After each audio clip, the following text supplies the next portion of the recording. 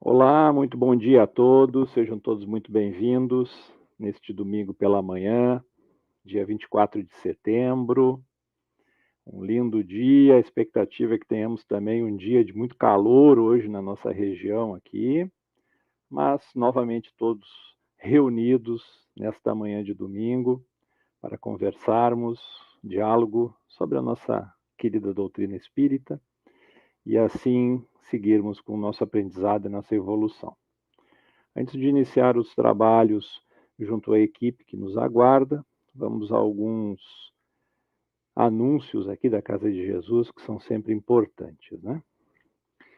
Nós estamos com as nossas exposições doutrinárias ocorrendo normalmente, presencialmente nas segundas, terças e quintas. No sábado, nós temos a exposição doutrinária presencial e online transmitida, e nos domingos pela manhã, nós permanecemos com a atividade sempre online, através das nossas redes sociais. Nós também temos o atendimento fraterno, que ocorre presencialmente nos dias de palestra presencial, na segunda, terça e quinta e no sábado, sempre 1 hora e meia antes da atividade da exposição, a equipe de atendimento está na Casa de Jesus para auxiliar. O Evangelho no Lar da Casa de Jesus, também toda quarta-feira, 8 da manhã, presencial na casa, e no domingo online, através da plataforma Zoom. As inscrições para o domingo, principalmente, que é aberta, pode conseguir através dos contatos da Casa de Jesus. Os estudos permanecem normalmente, o introdutório, que é sempre na quarta, quinta e sábado, e os demais cursos seguem a sua rotina, sendo que agora já está chegando o final do ano, o pessoal se prepara aí para o início do 2024. E as evangelizações, todo domingo, crianças, presencial, de 0 a 2 anos às 9h30, e de 3 a 9 anos às 10h15, né, com a equipe de evangelização na Casa de Jesus. E no sábado nós temos, então, às 18 horas, a evangelização da juventude, que é um evento presencial e online e que atende aí o público de 10 a 21 anos. Então, esses são os principais detalhes aí da Casa de Jesus para que a gente possa seguir. Agora, então, vamos saudar aqui os nossos participantes. Vamos aqui convidar a Lúcia. Bom dia, Lúcia, tudo bem? Bom dia, tudo bem? E também já vamos convidar aqui o nosso expositor desta manhã, o senhor Mauro, de Joinville. Bom dia, Bom Mauro, dia, tudo bem? bom dia, queridos amigos. Bom dia, Lúcia. Bom dia, Rogério. Um prazer muito grande estar com vocês da Casa de Jesus. Ok, muito obrigado. Então, agora vamos pedir então a Lúcia para fazer a atividade inicial de leitura, por gentileza. Obrigada, Anselmo. Então, nossa leitura de hoje é da obra Caminho, Verdade e Vida, de Francisco Cândido Xavier, pelo Espírito Emmanuel. Capítulo 40, Tempo de Confiança. E disse-lhes, onde está a vossa fé? Lucas, capítulo 8, versículo 25. A tempestade estabelecera perturbação no ânimo dos discípulos mais fortes. Desorientados ante a fúria dos elementos, socorrem-se de Jesus em altos prados. Atende-os o mestre, mas pergunta depois: onde está a vossa fé? O quadro sugere ponderações de vasto alcance. A interrogação de Jesus indica claramente a necessidade de manutenção da confiança, quando tudo parece obscuro e perdido. Em tais circunstâncias, surge a ocasião da fé, um tempo que lhe é próprio. Se há ensejo para trabalho e descanso, plantio e colheita, revelar-se-á igualmente a confiança na hora adequada. Ninguém exercitará otimismo quando todas as situações se conjugam para o bem-estar. É difícil demonstrar amizade nos momentos felizes. Aguardem os discípulos, naturalmente, oportunidades de luta maior, em que necessitarão aplicar mais extensa e intensivamente os ensinos do Senhor. Sem isso, será impossível aferir valores. Na atualidade dolorosa, Inúmeros companheiros invocam a cooperação direta do Cristo. E o socorro vem sempre, porque é infinita a misericórdia celestial. Mas vencida a dificuldade, esperem a indagação. Onde está a vossa fé? E outros obstáculos sobreviverão, até que o discípulo aprenda a dominar-se, a educar-se e a vencer serenamente com as lições recebidas. Obrigado, Lúcia. Então agora vamos levar o nosso pensamento ao nosso Pai de infinito amor e bondade, agradecer a oportunidade da nossa vida, agradecer a oportunidade de estarmos reunidos nesta manhã, em benefício do bem, do aprendizado, do conhecimento de Jesus e do nosso Pai. Pedimos, Pai, nos auxilia, nos protege, nos guia, auxilia o expositor desta manhã para que ele tenha esclarecimento nas palavras desta instrução de hoje. Para todos aqueles que nos acompanham, onde quer que estejam, que seja levado o manto de amor e de carinho neste momento de trabalho. Muito obrigado. Fica conosco, Pai, que assim seja. Então, muito bem. Nesta manhã de domingo, temos aí o prazer de ter conosco o Mauro Macchione, da Sociedade Espírita de Joinville, que trará para nós o assunto obsidiado de Gerazeno. Mauro, que a espiritualidade lhe guie. Muito obrigado, Rogério. Um bom dia a todos os amigos internautas, aqueles que nos acompanham através da internet. É um prazer muito grande hoje estar colaborando com a Casa de Jesus de Balneário Camboriú. O tema que sugerimos melhor, obsidiado Gerazeno, cujo título encontramos no capítulo 12 do livro Primícias do Reino, de Amélia Rodrigues, psicografado por Divaldo Pereira Franco. Esse tema é desenvolvido pela benfeitora sobre uma passagem descrita pelo evangelista Marcos, no seu capítulo 5, versículo 1 a 15, e que nos diz o seguinte: E chegaram à outra margem do mar, a província dos Gadarenos. E saindo ele do barco, lhe saiu logo ao seu encontro dos sepulcros um homem com espírito imundo, qual tinha a sua morada nos sepulcros, e nem ainda com cadeias o podia alguém prender, porque, tendo sido muitas vezes preso com grilhões e cadeias, as cadeias foram por eles feitas em pedaços, e os grilhões em migalhas, e ninguém podia amarrar. E andava sempre de dia e de noite, clamando pelos montes e pelos sepulcros, e ferindo-se com pedras. E quando viu Jesus ao longe, correu e admirou. E clamando em grande voz, disse: Que tenho eu contigo, Jesus, Filho de Deus Altíssimo? Conjuro-te por Deus que não me atormentes. Porque ele dizia: Sai desse homem, espírito imundo. E perguntou-lhe: Qual é o teu nome? Ele respondeu, dizendo: Legião é o meu nome, porque somos muitos. E rogava-lhe muito que não os enviasse para fora daquela província.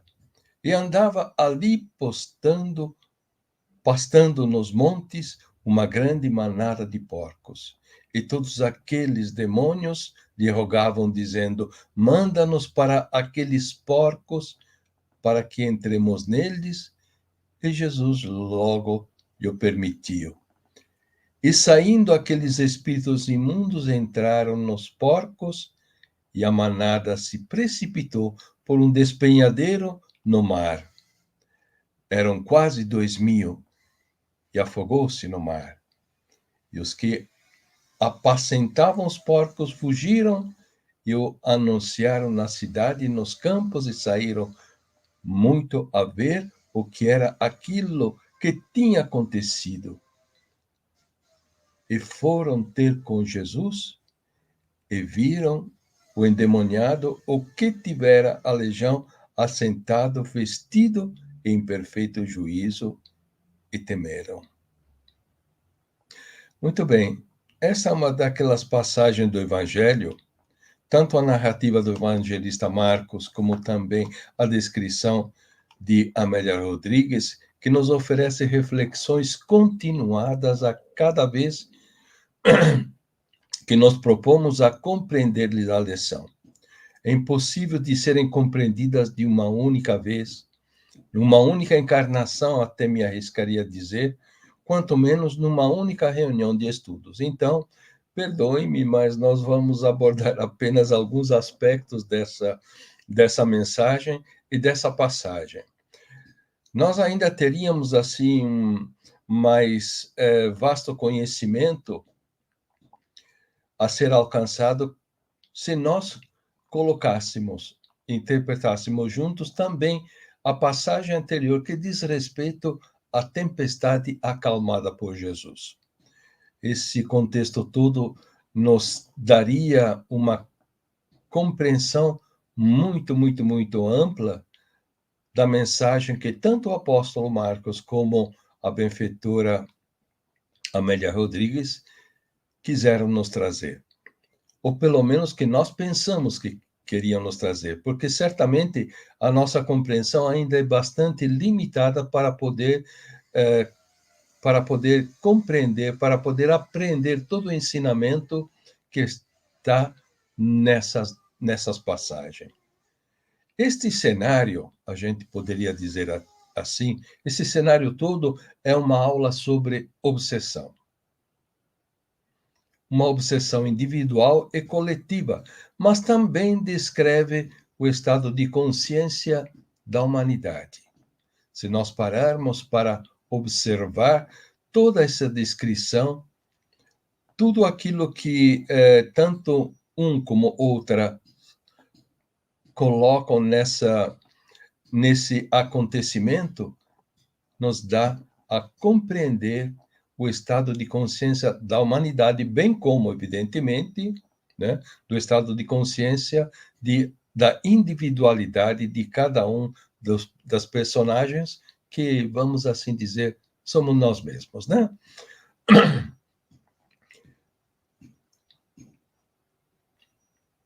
É uma apreciação que a gente pode fazer levando-se em conta os 2 milênios seguintes, ou seja, o Cristo veio, trouxe a luz do Evangelho, e durante 2 milênios nós soubemos aproveitarmos dessa luz maravilhosa que o Mestre nos trouxe? Provavelmente não.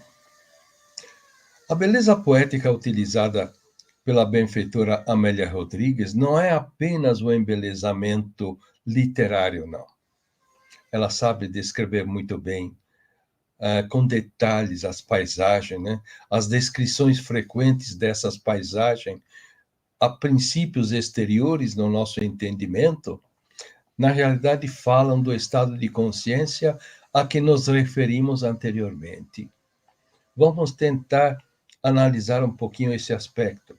Essa passagem trata da obsessão nos seus aspectos de subjugação e fascinação. A subjugação de um indivíduo e a fascinação do povo de Gadara. Aliás, esse nome Gadara, não sabemos exatamente se esse o verdadeiro nome, porque aquela região tem mudado de nome frequentemente. Então, para nós que seja Gadara, né? Subjugação. O que é subjugação?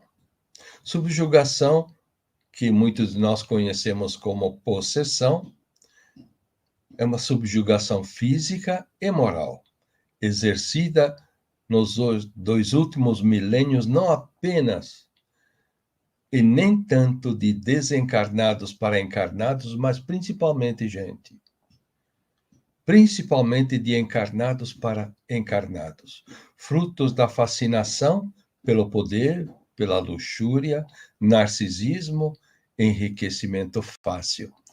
E isso Manuel Filomeno de Miranda traz com detalhes no seu livro Trilhas da Libertação, onde nos mostra que o plano espiritual inferior, para poder atacar a humanidade e principalmente os espíritas nascentes naquela época, se utiliza exatamente dessas três peculiaridades: poder, luxúria, narcisismo e enriquecimento fácil, que são as chagas que ainda podem e que muitas vezes nos levam à própria perdição, estimulando em nós mesmos aquilo que constitui o nosso desejo central. Amélia Rodrigues começa pelo final da história contada pelo evangelista Marcos, ou seja, quando Jesus já está se afastando de, olha só, um nome diferente, Gerasa, né? Aquela mesma região a chamamos de diversas maneiras, Gadara, Gerasa, existem alguns outros nomes também. Então Jesus estava voltando para Cafarnaum na embarcação no mar calmo da Galileia, e ela descreve dessa maneira: o mar era grande espelho levemente ondulado a refletir a poeira de luz do sol nascente, dardejando ouro. O mês de Kislev, esse mês, corresponderia ao final de dezembro e janeiro.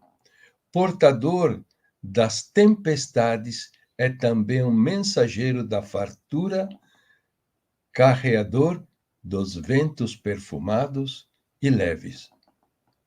Correm suaves ruídos pelos arredores e a penedia triste de Gergesa, olha outro nome, Gergesa, ou Gerasa, como diz a própria mentora, fica para trás. As encostas negras e viciosas, surradas pelas virações marinhas, apresentam-se lúgubres, sem vegetação alguma. Dir-se-ia um solo ingrato onde nada medra, à exceção de espinheiros e cardo silvestre. Essa descrição, no fundo, não está nos mostrando a humanidade nesses últimos 2 milênios?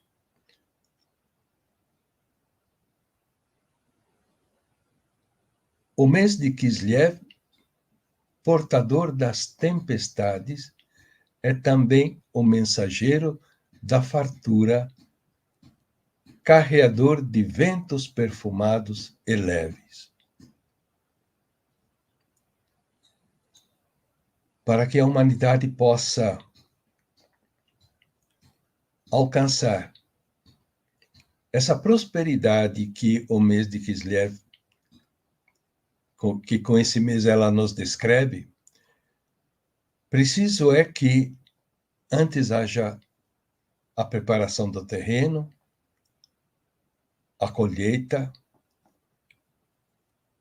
e por fim haverá então a colheita farta. Mas durante esses últimos 2000 anos, apesar de Jesus ter nos trazido todos os elementos necessários para que pudéssemos desenvolver a contento as nossas atividades, o nosso aperfeiçoamento espiritual, nós não temos conseguido desenvolver apropriadamente e aproveitar esses recursos.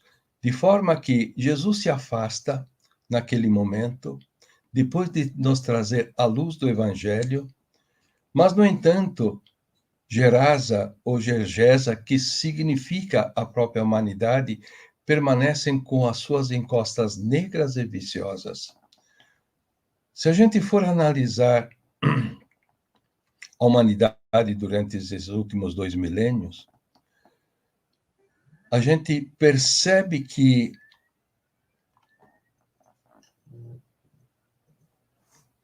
continuamos com as nossas encostas negras e viciosas.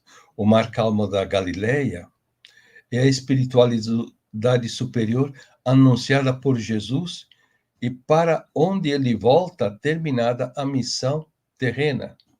O sol nascente seriam as primeiras luzes do Evangelho. E esse mês, portadores das tempestades, é também o mensageiro da fartura. É um período de dores e sofrimentos, tempestades da alma no aperfeiçoamento da humanidade, despertando a consciência a traduzir-se em plenitude espiritual, trazendo serenidades e alegrias imorredoras. Correm suaves ruídos, diz ela, eis a paisagem lúgubre e triste da era que então se iniciava.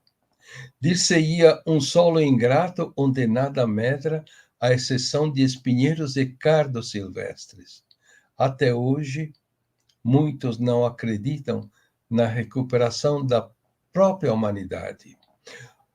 Já estamos no ano 2023, num período de transição planetária, e se nós olharmos ao nosso derredor e conversarmos com as pessoas, nós vamos perceber que há muito pessimismo.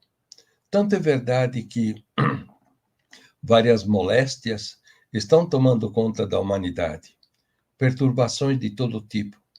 Por quê? Porque a humanidade ainda não aprendeu a olhar o seu futuro radioso.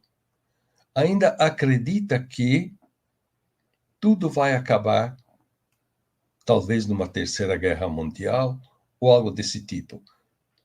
Todos nós ainda corremos atrás dos nossos prazeres imediatistas e não conseguimos enxergar o nosso futuro radioso. A doutrina espírita vem ao nosso encontro procurando nos esclarecer a esse respeito, e assim, tantos mensageiros como a própria benfeitora Amélia Rodrigues vem nos trazer esse consolo. Muito embora aponte os momentos lúgubres da nossa vida, também nos aponta o que há de vir quando o esforço de cada um de nós fará com que possamos superar esses pequenos e grandes obstáculos que inicialmente se deparam em nossas próprias vidas, olhando para o futuro de espíritos imortais que nós somos, e não como seres mortais que nós acreditamos ser.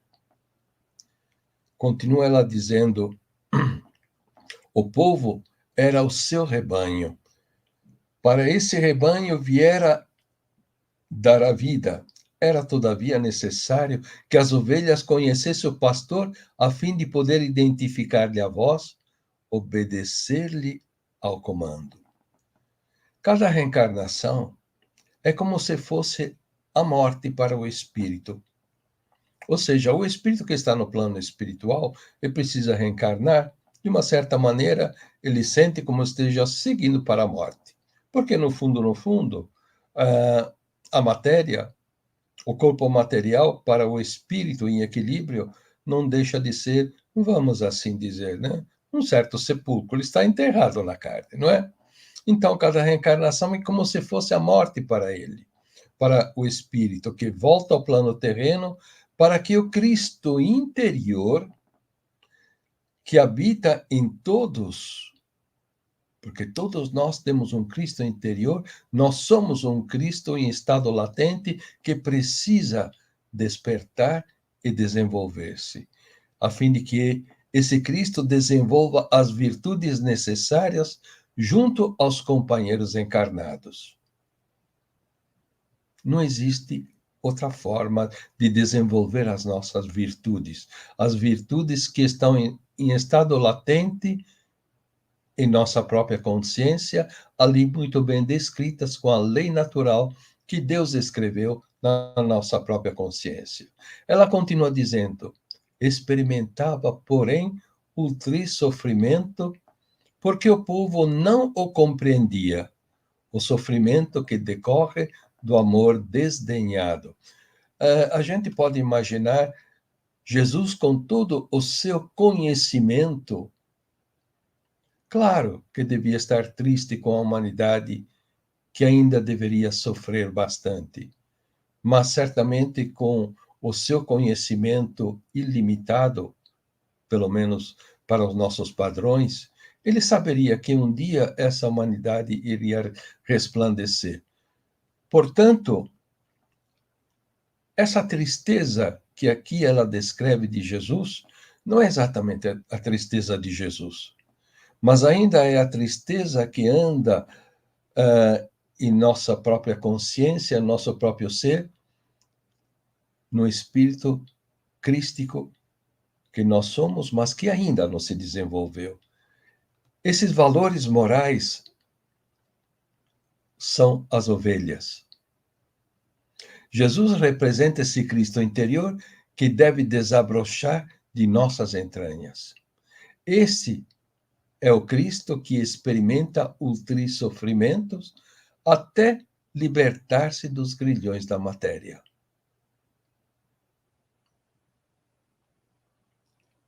E ela continua dizendo: e saindo ele do barco, Jesus saindo do barco, Jesus, ou esse Cristo, saindo de si mesmo, e saiu logo ao seu encontro dos sepulcros o homem com espírito imundo, ir ao encontro de si mesmo, ou seja, saindo de nós mesmos, nós podemos compreender, principalmente quando, ao sair de nós mesmos, nós buscamos a verdade, buscamos nos instruir, buscamos despertar a nossa consciência para uma compreensão superior, procurando nos aproximar de Deus, procurando nos aproximar da verdade. Isso significa ir ao encontro de nós mesmos, da nossa essência divina, do Cristo interior que deseja despertar. E que sofre quando a gente não permite. Esse Cristo interior somos nós mesmos, claro, né? Não é um outro espírito, somos nós mesmos. Que precisamos tomar coragem a fim de perceber que Deus, na sua infinita bondade, na sua infinita misericórdia, não nos deixaria ao relento pela eternidade toda, mas sim coloca à nossa disposição as ferramentas necessárias para que possamos ser os artífices da nossa própria felicidade. E ela continua dizendo: o qual tinha a sua morada no sepulcro, ou seja, qual é a morada nos sepulcros de cada espírito? As nossas paixões inferiores, claro, né? Há no íntimo de cada indivíduo a aspiração inata à liberdade. A própria humanidade sempre mostrou isso, tanto material como espiritual.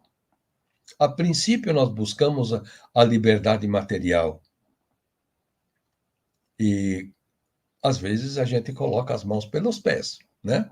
A gente não pode dizer que durante esses milênios todos a gente tenha feito tudo certinho. Não, muito pelo contrário. Se nós formos olhar o passado, nós vamos ver quantos enganos, né? Mas, no entanto, essa é uma aspiração de todo espírito, a liberdade. A liberdade, tanto material, sim, quando estamos encarnados, também queremos a nossa liberdade, muito embora a gente não tenha ainda uma ideia muito precisa do que seja a liberdade, a verdadeira liberdade. Porque a verdadeira liberdade, mesmo a material, para que ela possa ser útil, ela depende da liberdade espiritual, né? Liberdade material, esta a grande aspiração que tem causado os grandes conflitos, pois a liberdade de alguns tem causado a escravização de outros. Essa é a experiência da própria humanidade, né? Todas as guerras, particularmente, e a gente pode dizer, as guerras religiosas, a Guerra Santa, por exemplo, as guerras santas na Idade Média, derramaram mais sangue do que todas as outras guerras que a humanidade tem vivido juntas. Imaginem só. Liberdade esta que só pode ser legítima e duradoura à medida que o ser humano conquistar a sua liberdade espiritual. Por quê? Porque a liberdade espiritual, ou seja, o espírito que sai de si mesmo para a sua evolução, ele vai pouco a pouco deixando de ser dominado pela matéria e sim aprende a dominar a matéria. E para isso, saindo de si mesmo, compreendendo a si mesmo, conhecendo-se a si mesmo, ele aprende a conhecer e compreender também o seu semelhante. Ele percebe que a sua liberdade também depende da liberdade que ele conferir aos outros. Que a sua liberdade depende de todos ao redor se sentirem livres, mas, ao mesmo tempo, conscientes e unidos no mesmo objetivo.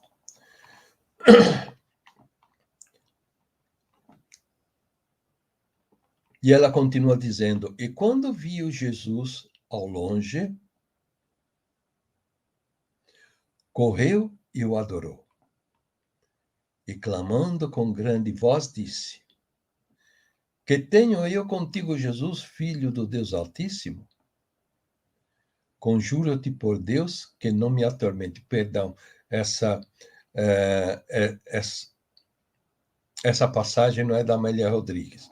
Essa passagem é do próprio evangelista Marcos, né? E quando viu Jesus ao longe, correu e o adorou, e clamando com grande voz, disse: que tenho eu contigo, Jesus, filhos do Deus Altíssimo? Conjuro-te por Deus que não me atormentes, porque lhe dizia: sai desse homem, espírito imundo. Então, ao depararmos com a autoridade moral, nós a reconhecemos e admiramos, não é verdade? Pelo menos assim deveria ser. Mas a autoridade de Jesus sempre se fez sentir por todos. Muito embora, ao mesmo tempo em que alguns, por causa dessa autoridade, passavam a amá-lo, outros também passavam a odiá-lo. Porque a autoridade, às vezes, ela nos desperta de uma forma positiva e faz com que a nossa consciência se liberte e sinta o benefício dessa autoridade. Mas outras vezes, quando o orgulho e o egoísmo ainda são muito fortes em nós, essa autoridade como que nos fere, ou melhor, não é ela que nos fere. Nós permitimos que ela venha nos ferir, nos sentimos magoados porque nos sentimos inferiorizados. E então, nesses dois casos, acabamos tendo atitudes diferentes, né? Então, algumas vezes a aceitamos com alegria, ou então fechamos os nossos olhos com a desculpa qualquer para que a gente possa continuar a se dirigir aos porcos. Olha, o que são os porcos? que são descritos nessa passagem. Apenas animais em que esses espíritos imundos poderiam entrar, isso é impossível. Isso é impossível porque entre os espíritos de seres humanos, os princípios espirituais que regem os animais, não há afinidade suficiente para que um entre no outro. Então, podemos entender apenas que essa descrição é simbólica. É simbólica, ou seja, os porcos são as nossas aspirações, ou melhor, os nossos desejos inferiores. Esses, sem dúvida alguma, são os porcos que nós cultivamos em nosso íntimo. Então, podemos entender que essa passagem é figurada. Talvez houvesse ali mesmo uma manada de porcos, de porcos que, quem sabe, na percepção que os animais têm, tenham se apavorado com essas vibrações tão negativas desses espíritos, e eventualmente tenham se jogado ao mar. Mas havemos de convir que a gente deve ver nisso mais uma descrição simbólica dos sentimentos de espíritos muito, muito imperfeitos, como ainda nós somos, né? Em função das nossas próprias paixões. E essas nossas paixões podem ser representadas pelos porcos. E continua o evangelista dizendo, e procurou-lhe, ou melhor, e perguntou-lhe, qual é o teu nome? Ele respondeu dizendo, Legião. A gente sempre para nesse ponto dessa passagem, porque a gente imagina, né, a legião de espíritos que estão ao nosso derredor. E não deixa de ser a verdade. Por quê? Porque a legião de testemunhas, a multidão, é sempre grande. Mas, no entanto, aqui podemos entender como legião de espíritos imundos ainda as tendências que nós carregamos em nós, de desvios acumulados durante várias e várias reencarnações. É evidente que essas tendências fazem com que a gente se associe a espíritos da mesma categoria. Isso é automático, isso é natural. Mas, no entanto, quando a gente interpreta ou pensa de que existe uma multidão de espíritos a nos obsediar, no fundo, a gente está transmitindo, passando para eles a responsabilidade dos nossos maus atos. E não é exatamente assim.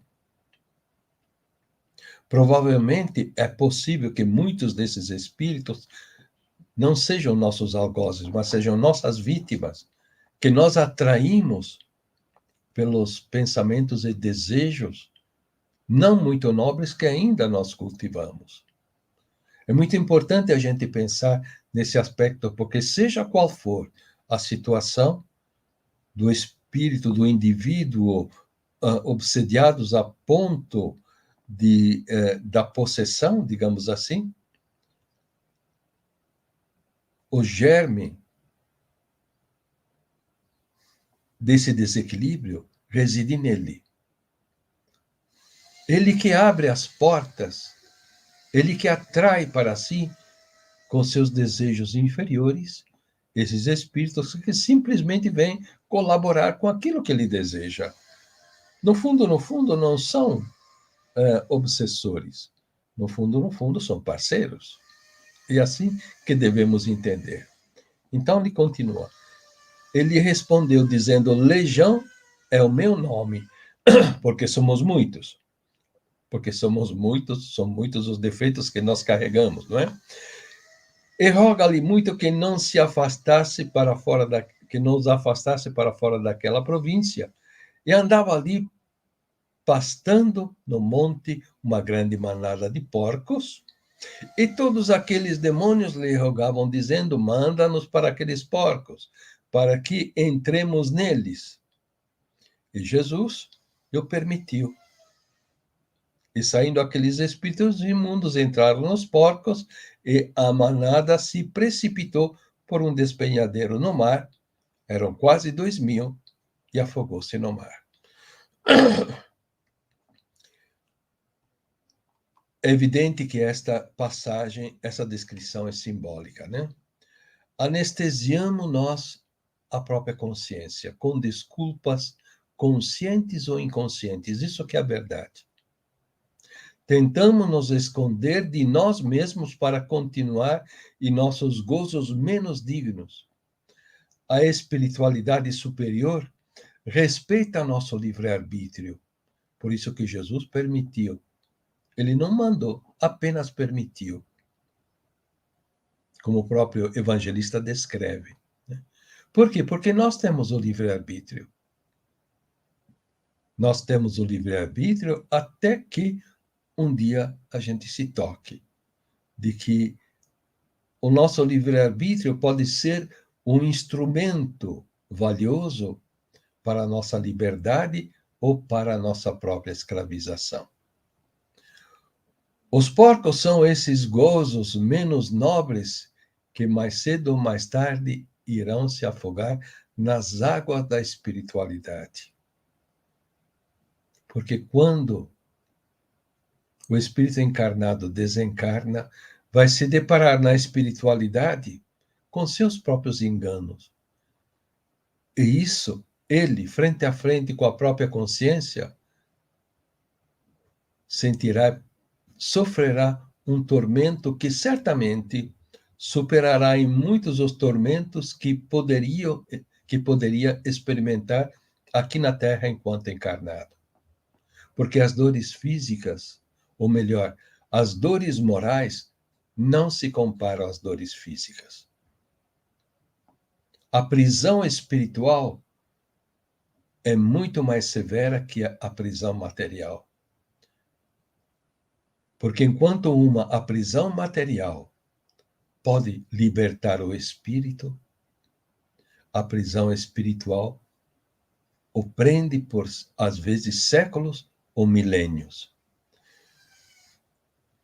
E esse é o destino de todos. Não tem como fugir desse destino. Então é muito importante termos essa ideia, esse parâmetro de que um dia tudo aquilo que diz respeito aos nossos porcos terá que ser revisto, né? Destino de todos, pois o que é da matéria é perecível. Só o espírito vivifica. Amélia Rodrigues ainda diz: erguera-se de um salto e saíra a correr. Isso o obsidiado, né? Aquele homem que estava e que vivia lá no meio dos sepulcros, totalmente atormentados por espíritos imundos, ou seja, pelos seus próprios desejos, né? Mas ele, naquele momento, aceita a autoridade de Jesus e compreende, por fim, o seu destino glorioso se ele se transformar. Então, ele ergue-se e dá um salto e sai a correr, seguido de perto pelos proprietários dos porcos que haviam despenhado no abismo. De tempo em tempo, a humanidade, olha só como isso também pode estar descrevendo períodos da própria humanidade, porque de tempos em tempo a humanidade recebe avisos para que possa corrigir as suas veredas, né? Endireitar suas veredas, que frequentemente não são seguidas, não são endireitadas.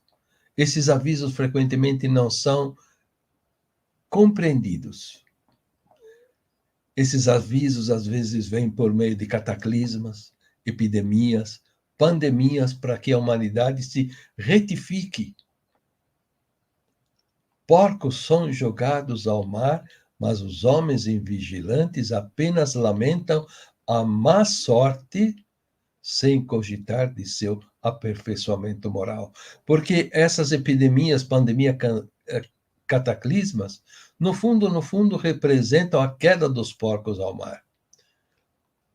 A espiritualidade superior nos dá essa oportunidade de perceber que depois de cada tempestade existe, vamos assim dizer, como um ar mais leve. Por quê?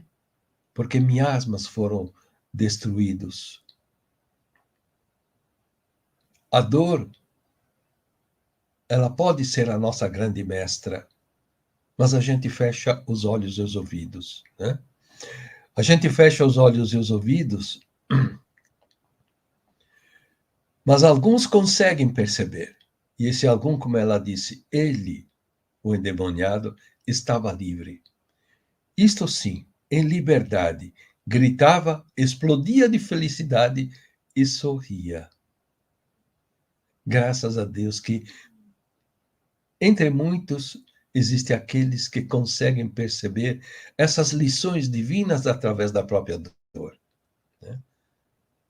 E esses são aquelas sementes de que Jesus fala na parábola do bom semeador. Porque através desses, que seja apenas um ou dois, haverá multiplicação da própria semente. Porque eles ensinarão a todos aqueles que se aproximarem. Com palavras, talvez, mas principalmente com a sua reforma de vida, com a sua transformação, com a maneira nova de viver.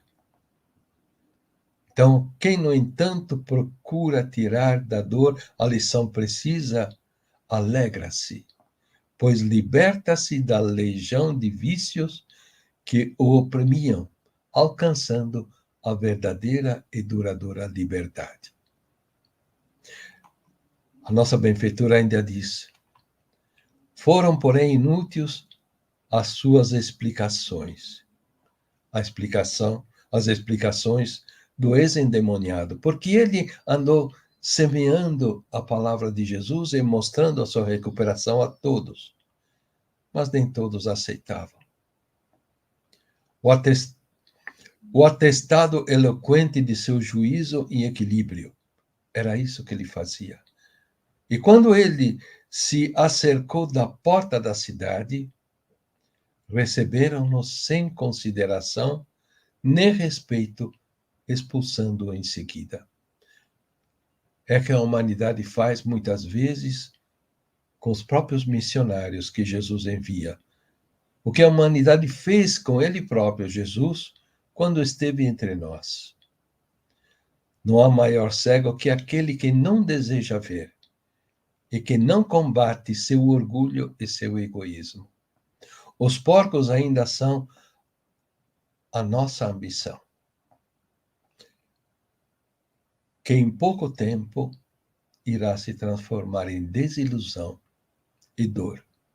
Principalmente nesses tempos de transição planetária, onde todos somos chamados a rever a nossa posição íntima o mais rápido possível. Nos dias que se seguiram, diz ela ainda, ele anunciou por onde esteve a promessa do Filho do Homem. Essa promessa se concretizou a partir do Cristo interior que ele conseguiu desenvolver, que começou a despertar em seu íntimo, descortinando-lhes as paisagens dos espíritos superiores, com que começou a conviver. Olha só o que acontece com o espírito que desperta e que permite que seu Cristo interior desabroche. A humanidade tem vivido durante esses últimos 20 séculos a maneira dos gerazenos. Isso sim. Nós mesmos, na grande maioria, somos esses criadores de porcos, hoje em busca da nossa redenção, pedindo ao Espírito, hoje iluminado, daquele antigo endemoniado, que ele esteja entre nós, gente. E certamente, se Deus permitirá que ele esteja entre nós, né? Que nos ajude a nos libertar da fascinação, da legião de imperfeições, de que ainda somos portadores, e se preciso for, gente, até podemos pedir que a dor venha, porque depois de cada tempestade, a natureza do espírito se renova. E eu agradeço imensamente a todos pela atenção e que Deus nos abençoe a todos. Muito obrigado. Muito obrigado, Mauro, pela exposição desta manhã.